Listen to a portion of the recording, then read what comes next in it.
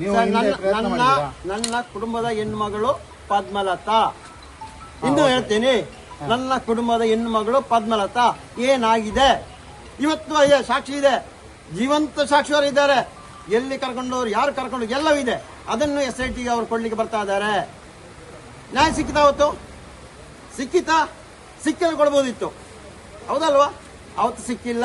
ಇವತ್ತು ಪದ್ಮಲತನಿಗೂ ನ್ಯಾಯ ಸಿಗುತ್ತೆ, ಅದಕ್ಕೋಸ್ಕರ ಬಂದಿದ್ದೀವಿ ಸರ್. ಓಕೆ. ಪದ್ಮಲತನು ಅವರು ಮನೆಯವರು ಬರ್ತಾ ಇದ್ದಾರೆ. ಜೀವಭಯ ಅಂತ ಹೇಳಿದ್ರಲ್ಲ, ಯಾರಿಂದ ಜೀವಭಯ ಸರ್? ಅದು ಜೀವಭಯ ಅಂದ್ರೆ ಯಾರಿಂದ ನಾವು ಅದೇ ಹೇಳಲಿಕ್ಕೆ ಆಗಲ್ಲ, ಏನಕ್ಕೆ ಅಂತ. ಅದು ಇವಾಗ ಇಲ್ಲಿ ಗ್ರಾಮದಲ್ಲಿ ಆಗ್ತಾ ಇರೋ ವಿಷಯ ಗೊತ್ತಿರುತ್ತೆ, ಅದ್ರ ಮೇಲೆ ಡಿಪೆಂಡ್ ಆಗ್ಬೋದು ಎಲ್ಲ. ಅಂದ್ರೆ ಆ ಪ್ರಕರಣಗಳಿಗೆ ಇದು ಪ್ರಕರಣ ಸಂಬಂಧ ಇರೋದಾ?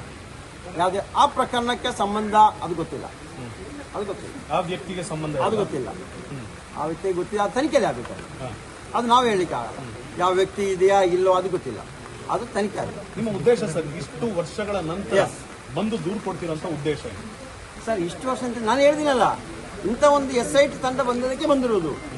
SIT ತಂಡ ಅವ್ರ ಮೇಲೆ ನಂಬಿಕೆ ಇದೆ, ಅದಕ್ಕೋಸ್ಕರ ಬಂದಿದ್ದೀನಿ.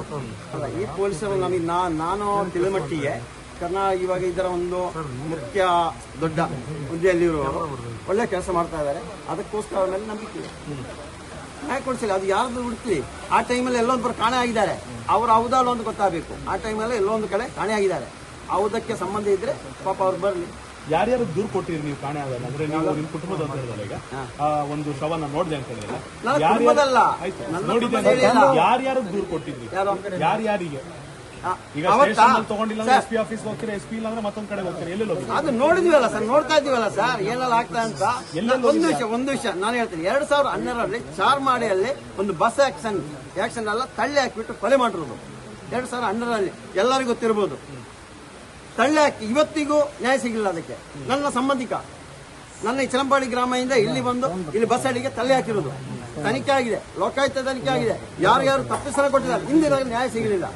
ಮತ್ತಿನ್ನ ಸರ್ ಇದೆಲ್ಲ ಸಿಕ್ಕುವರೆ ಸಿಗಲಿ ಸರ್, ಅದು ಯಾರಂತ ಹುಡುಕಲಿ ಸರ್. ಈಗ ನಾವು ಒಂದು ವಿಷಯ ಹೇಳ್ತೀನಿ, ನಾವು ಯಾರ ಮೇಲೂ ಇದನ್ನು ನೇರವಾಗಿ ಆರೋಪ ಮಾಡ್ತಾ ಇಲ್ಲ.